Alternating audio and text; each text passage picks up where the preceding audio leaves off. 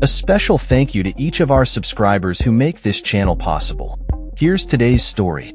In a dramatic turn of events in Serbia, President Aleksandar Vucic has announced a wave of arrests following violent clashes between police and anti-government protesters in Belgrade.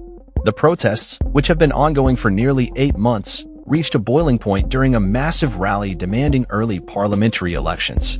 Tens of thousands of demonstrators took to the streets on June 28, 2025, asserting that the current populist government is illegitimate and laying the blame for any violence squarely at the feet of the government. The unrest was sparked by a tragic incident last November when a renovated rail station canopy collapsed in Novi Sad, killing 16 people. Many citizens have pointed fingers at corruption and negligence within state infrastructure projects as the root cause of the disaster. The rally on June 28 was marked by significant tension, as clashes erupted between protesters and riot police after the official proceedings concluded. Demonstrators, fueled by frustration over the government's handling of the infrastructure crisis, retaliated against police who responded with pepper spray, batons, and shields. According to police reports, 48 officers sustained injuries during the confrontations, while 22 protesters required medical assistance. The Interior Minister, Ivica Dačić, confirmed that out of the 77 individuals detained, 38 remain in custody, most facing serious criminal charges. President Vucic, speaking at a press conference following the unrest, accused the protest organizers, including prominent figures like Vladan Jokic, the head dean of the University of Belgrade, of inciting violence and called for legal action against them. He characterized the protesters as terrorists attempting to destabilize the state.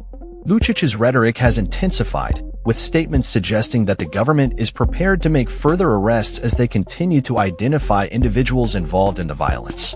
Despite the mounting pressure from the public and calls for a snap election, Vucic has firmly rejected the notion of an early vote, insisting that the next election will proceed as planned in 2027. He asserted, "Serbia won. You cannot destroy Serbia with violence," emphasizing his commitment to maintaining order amid the chaos.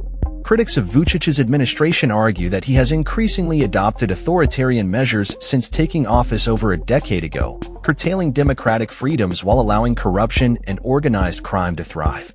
As Serbia navigates its complicated political landscape, the government is also pursuing European Union membership, which adds another layer of complexity to the current unrest. Vucic's administration has been criticized for fostering close ties with Russia and China, raising concerns about the direction of Serbia's foreign policy amidst its EU aspirations. The situation remains fluid, with many watching closely to see how the government responds to the ongoing protests and whether the calls for accountability will lead to meaningful change in the political climate of Serbia. That's all for this story. We upload videos every day covering many different subjects, so hit that subscribe button to stay informed. Thanks for watching.